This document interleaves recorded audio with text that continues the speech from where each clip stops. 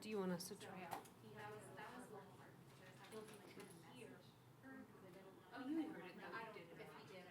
Yeah, it should be good, just so, but you may want to turn it on and ask her if she can hear. Hi, Perla. Can you hear us okay?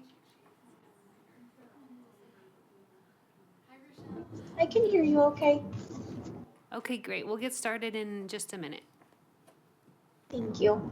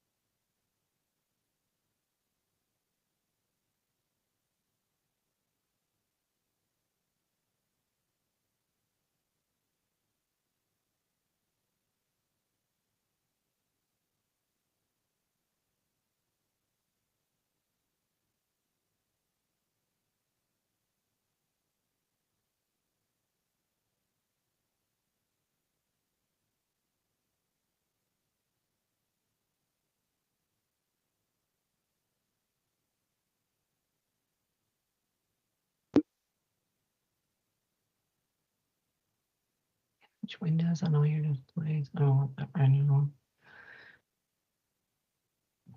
Hello, Lori. Welcome. Can you hear us okay? Oh, I'm muted. Oh, there Hello, I am. Lori. Welcome. Can you hear us okay? Yes, can you guys hear me? Yes, we can hear you. We'll get started in Perfect. just a minute. Okay, good.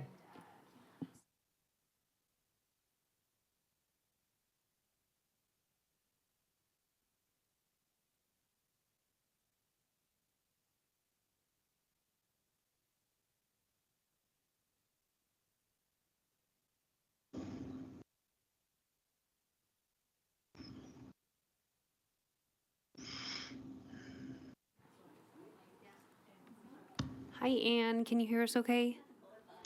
I can, yes. Okay, great. We'll get started in just a minute. Okay, I know I'm a couple minutes early.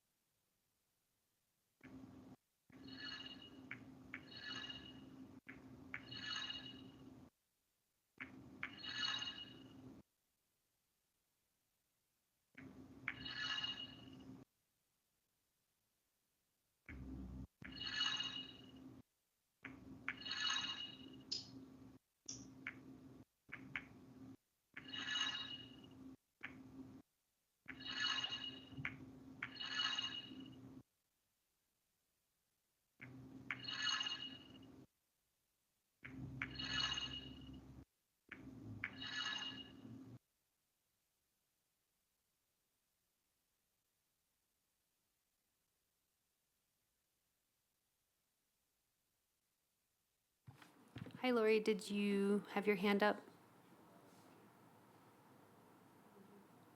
Yes, I had a question real quick because I was looking through your action outreach plan, and I know we're going to get to that later. We are. We haven't started the actual meeting yet. So as soon as we start, when we get to that action item, then you can ask those questions. Ah, okay. Okay.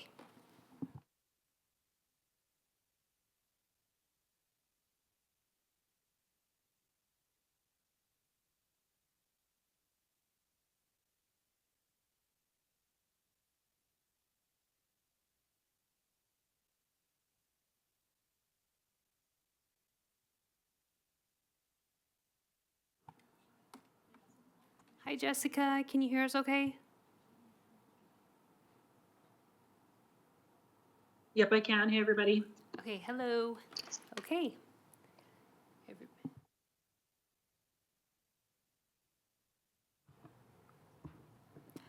Hello, everybody. This is the Council on Family Resource Centers. Call to order. What time is that again? There's a glare. It's 6 o'clock. 6:01. We'll start with roll call. Okay, Ann Corey.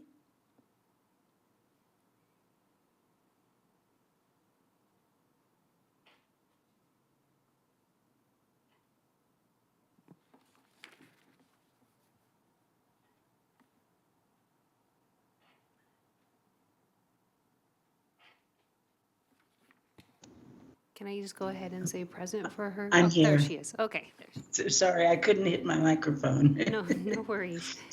Perla Garcia, Present. Jose Gomez, Present.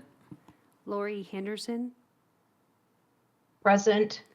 Jessica Mahone, Present. Rebecca Paris. Here.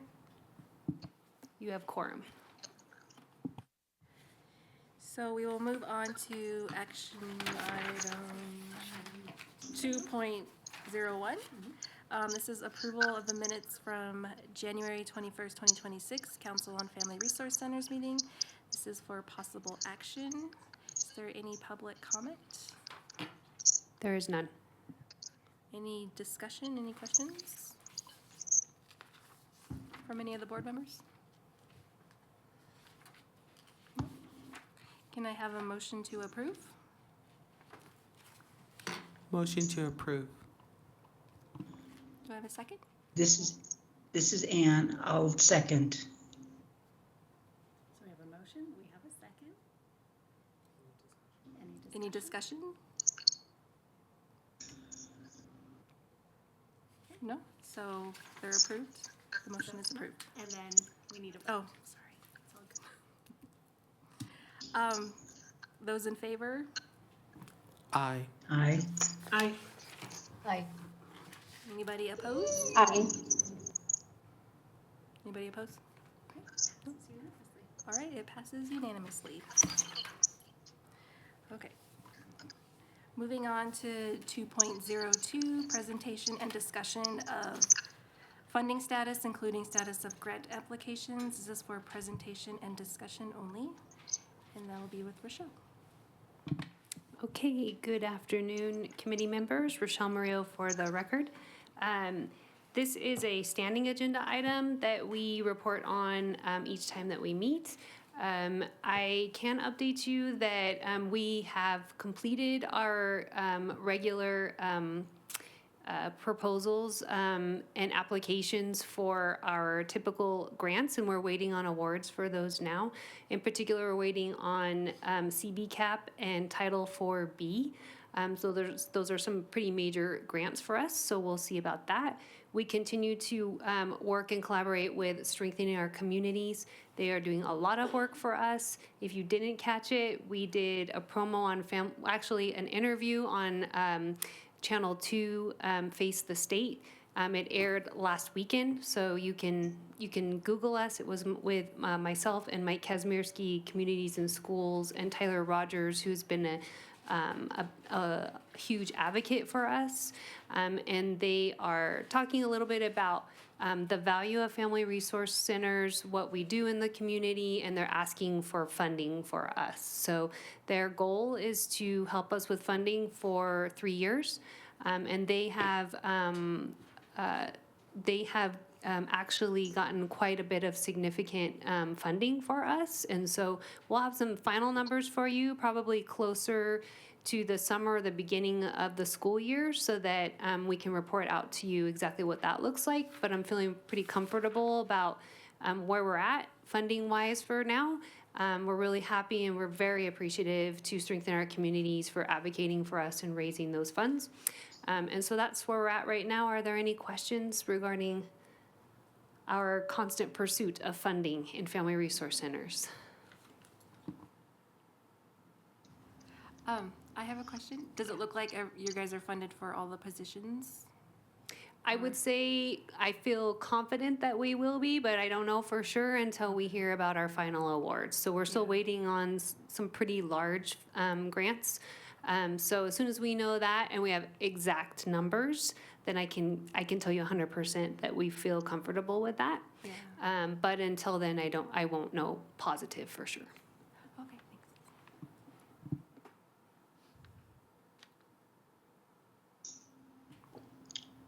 Anybody have questions? Looks like you have a hand raised. Anne? Oh, Anne, do you have something? No, I'm sorry, I couldn't take that down. Let me try now.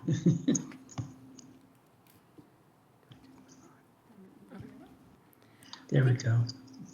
Okay, since we don't have anything, we'll move on to 2.03, presentation and discussion of the district fiscal year 2020 action outreach plan for possible action to approve. Okay, this is Rochelle Maru again for the record.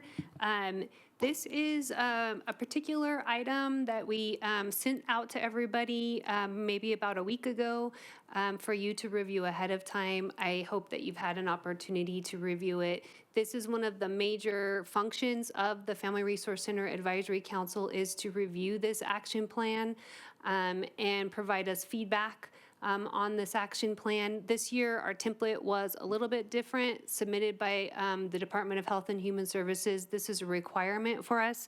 It is part of our NRS 430A that requires that our council review it and provide us input on the action plan. The action plan is basically, it's based on sort of policies and procedures that are in our NRS and guided around statewide, our family resource centers. And so we developed that as a team, and we also solicited input from a previous member, Susan Sievert, who is an elected official through the Sun Valley General Improvement District, and she provided us some input as well. And we would like to put it out to you to see if there's any discussion or input on our action plan as it is drafted today. So I'm going to turn it over to the rest of the committee members if there's any discussion. This is Jessica for the record.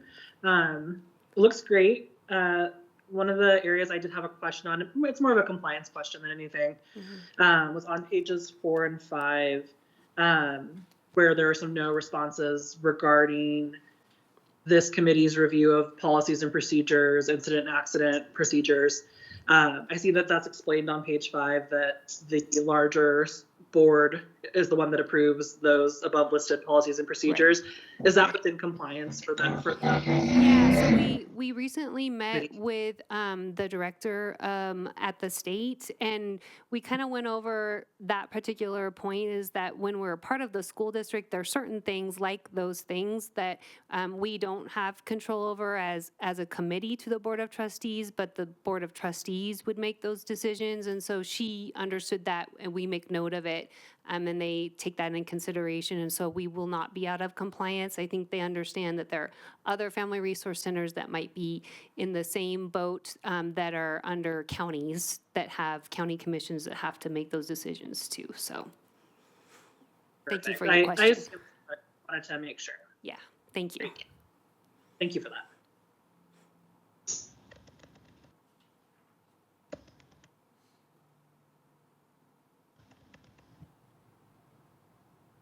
Any other comments, questions, or discussion?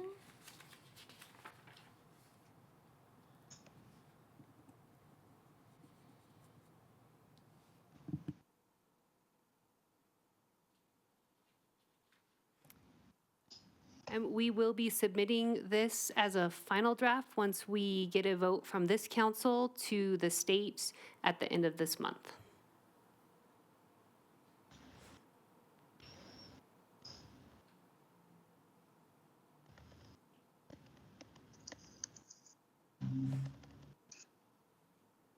We'll say just one more comment. I think there was a great focus there on the training needs for staff, just from trends in the fields and what we're seeing with Yes. our folks that work in direct client services. I love the focus on motivational interviewing and Thank you. trauma-informed care. I think that's an excellent course for them for sure. Okay, thank you very much.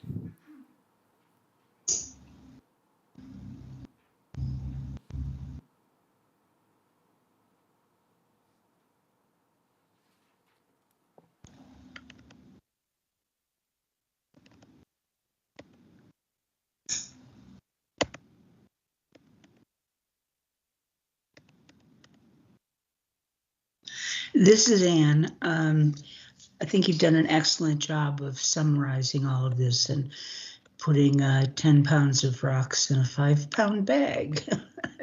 But I think it's a good description of what you do.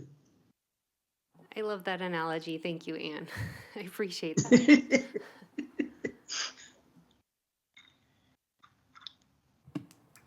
Do we have any public comments? We do not. Do we have a motion to approve the outreach plan and action plan?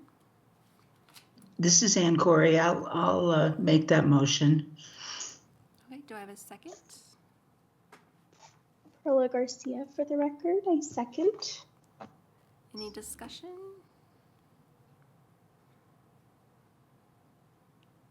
All right, all those in favor say aye. Aye. Aye. Aye. Aye. Any opposed? Okay, so it's been approved. The action plan and outreach. You all did such a good job that we didn't need to tear anything apart. Thank you. Okay, so moving to 2.04, presentation and discussion of data and outreach events for presentation and discussion.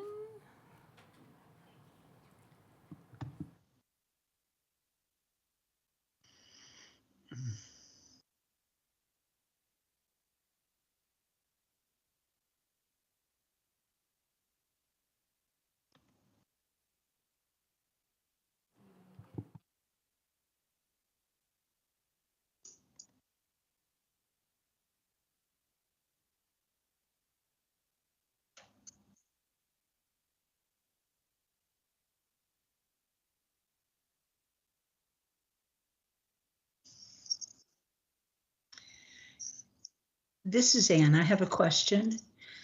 Can you tell me what the living ideation trainings are?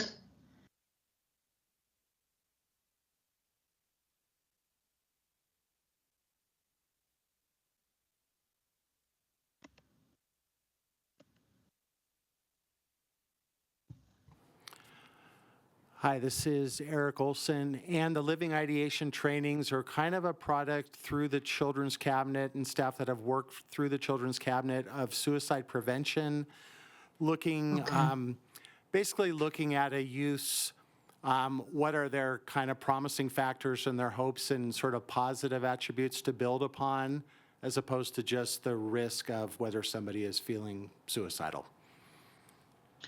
So it's further upstream than some of the more concrete suicide prevention programs. Right. I would say it's building on strengths and kind of looking for those factors that a youth would be excited about and kind of promote their interest in living to kind of assess those factors. Thank you, that's helpful. Could the virtual folks let me know if they can see the data up on their screen? No. Okay, let me try again. They're going to go ahead and talk, but I'm going to do my best to work through these technical issues. This is Yesenia Segura for the record. I am here to answer any questions you may have regarding the data snapshot that you have all in front of you.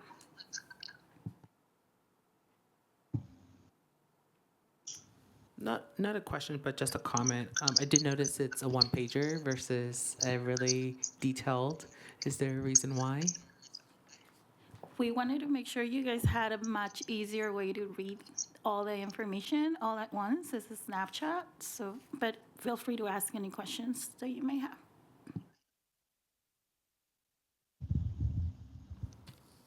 Just another comment. Just I would maybe for our next one, I would like to maybe be broken down by sites. So I just would love to see what each site does and what their specialty is, because I know this is just a comprehensive for all 4 sites, correct?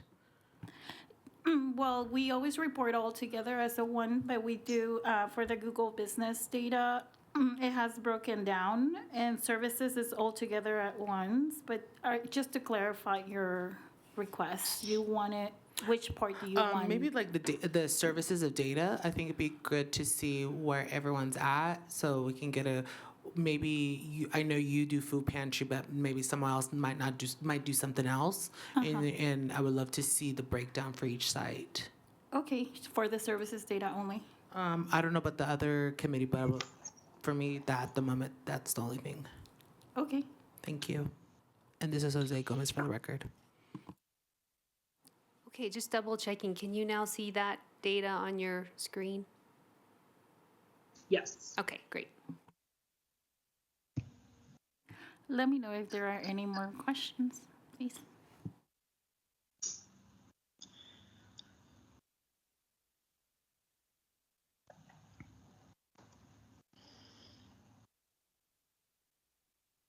This is Jessica. Just curious from a services perspective if the FRCs have started to see any increased need around food and nutrition services or folks kind of falling off SNAP benefits with the implementation of all the ABOD waiver removal and all of those pieces.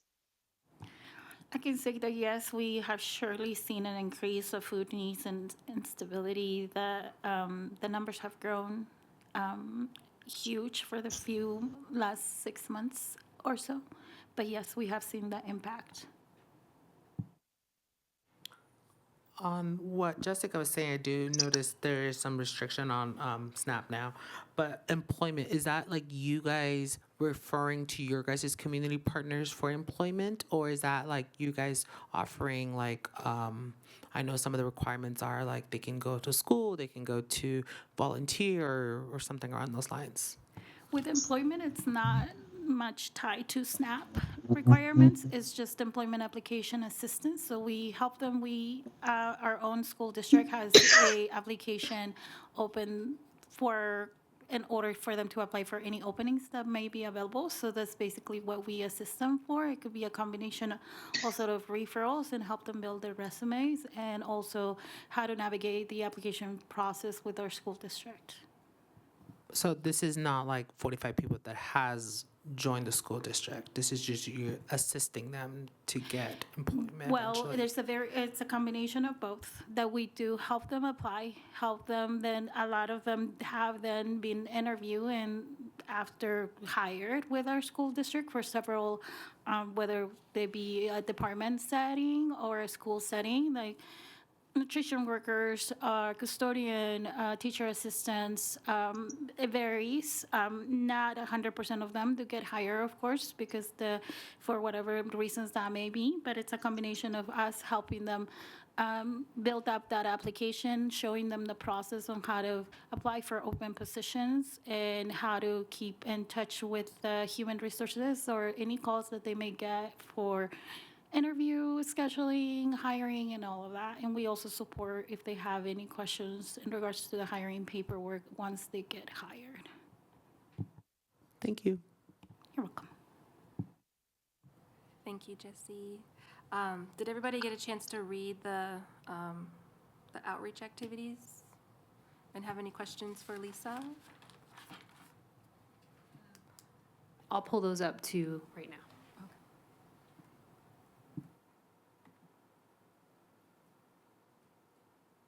Maybe.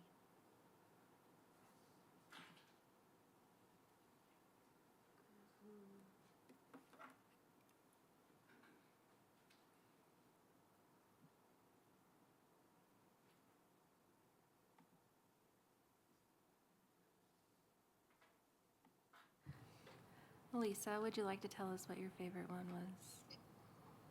Sure. Just to Lisa keep Guzman it for the the same. record. Yeah. Well, we had a lot of like partner meetings and collaborations, which is always nice.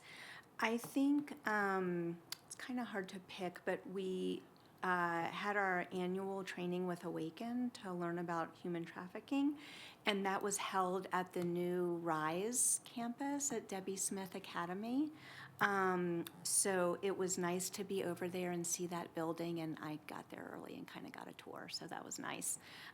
So I was glad to see that campus, and it was nice to reconnect with Awaken and get that important information for our whole department. So that was good. Thank you. And they're an awesome organization. Yeah. All right, any discussion or questions? Okay, moving on to 2.05. This is just a reminder of our meeting dates coming up, September 16th, and then next year, March 17th. Also, just a reminder of the importance of regular attendance. We'd also love to see you in person, so if you ever can make it in person, that'd be great. Any comments? Oops. She has her hand up. Yes. Lori, did you have something?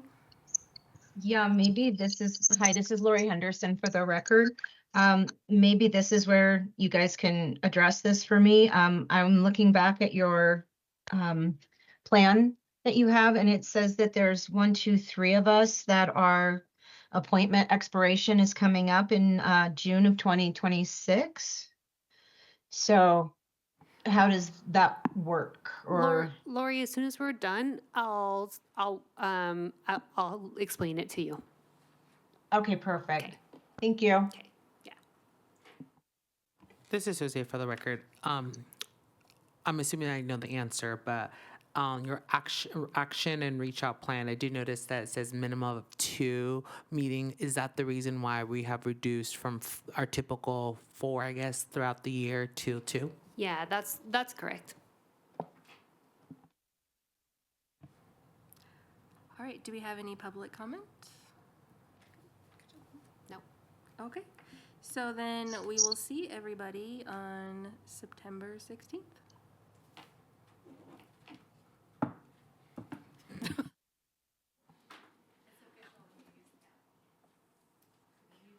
Thanks, everyone. We'll see you next time. Thank you. So Lori, for those that are coming up for reappointment, I'll reach out to you, or Lisa will reach out to you and ask if you'd like to continue on, and then we do that work for you. It's like when you started, where you can, it goes in front of the board and they just vote to reappoint you again. So it's just kind of paperwork if you want to continue on. If you want to resign, then you submit a letter of resignation.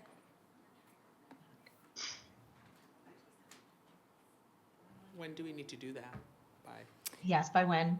As soon as Lisa and I will reach out to you all, it'll usually be May, June when we'll do that, because we want to put it on the June agenda, at least. And is the term for 2 years or just 1? I believe it's 2 years. Right? Okay, Yeah, I think it's 2 years. right. I'll double check to make positive I'm giving you accurate information, but I'm almost positive it's 2. Okay.